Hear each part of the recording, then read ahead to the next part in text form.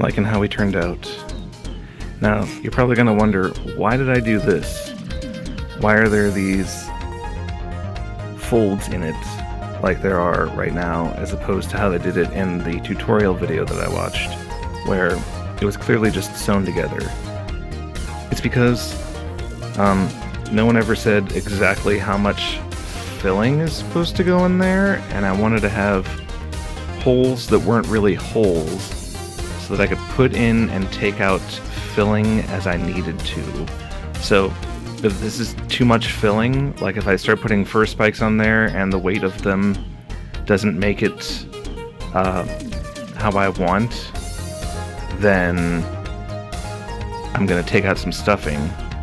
Or if the weight of them makes it sag down too much and they don't have enough volume, I can add in some more. So that's why I put those in there. It was an idea that I had at the time while I was stitching it together, and I think it turned out okay. So I've cut out a fur spike. The video just kind of showed what it looked like from what I'm copying off of, and I don't know if it's too big or too small, so I'm just going to make the whole spike and see how it looks. And I also don't know, they said just to hot glue it to the neoprene, and I don't want to just glue it right onto that wig cap thing that I made, so the volume wig cap thing. So what I'm going to do is I'm going to actually glue it onto the blank spot of this hat and go from there.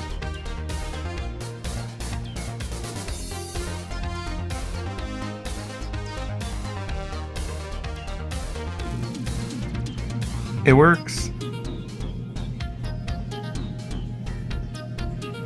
I did make this thing too thin.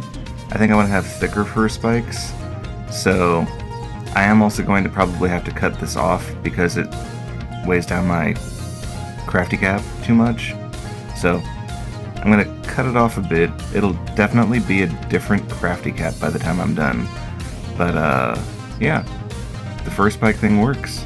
So I think I just need to make different sizes of fur spikes and then pin them all over the thing and then hot glue them in place.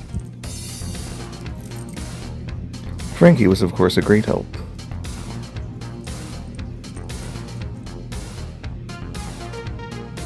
I get the distinct impression that my crafting cap is only going to get more fabulous with time.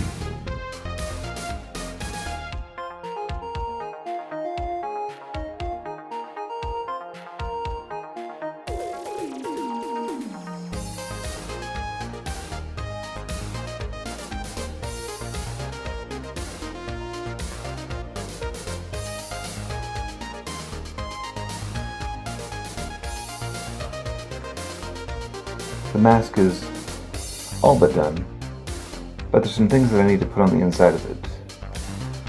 Like the eye covers, we need to do a little bit of touch up by putting some more Warbler on the inside, and in the state that it's in, I can't really do that right now. I have to get all this excess clay and Mod Podge off of it. So what I'm going to do is I'm going to take some sandpaper to it, 100 grit sandpaper, and I'm going to sand it tonight and try to get all this stuff off the inside of the mask off so that I can stick things to it so that I can attach it to the head.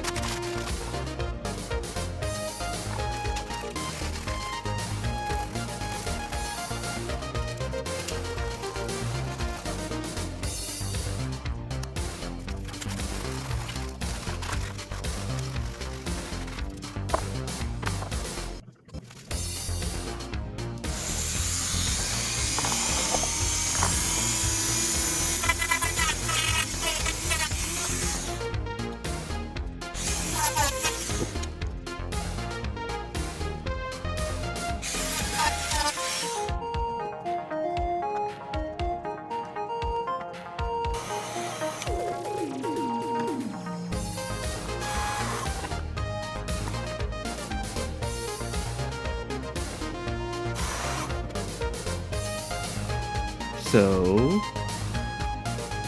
it was pretty much impossible to get the rest of the hodgepodge and remainder of the clay out, so I used some fabric for the eye covers. It's about as see-through as it gets as far as fabrics go. And yet, can you see my eyes? I figure I put enough hot glue in there, it's not going anywhere. So even with the Warbler partially covered by Mod Podge, I think it's going to be good.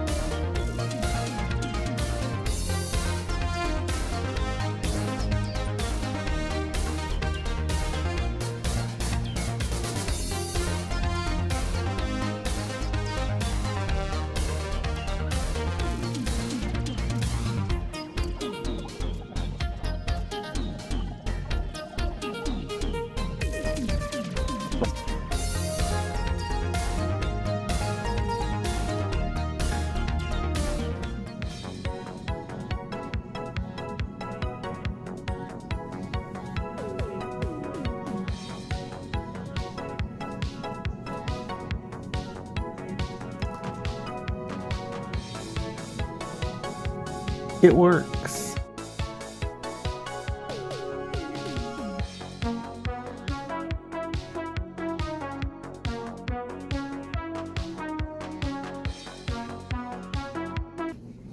What I'm going to try to do is I'm going to use the heat gun while wearing an UV glove on both hands. I'm petting a Frankie cat. And I'm going to hold it over